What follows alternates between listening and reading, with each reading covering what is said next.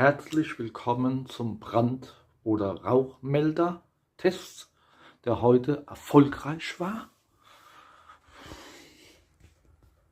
Hier sehen wir die angeschmorte Haferflocke, weil ich Dummdödel anstatt von 4 auf 0 aus Versehen auf 6 gestellt habe und habe gedacht, es kühlt ab.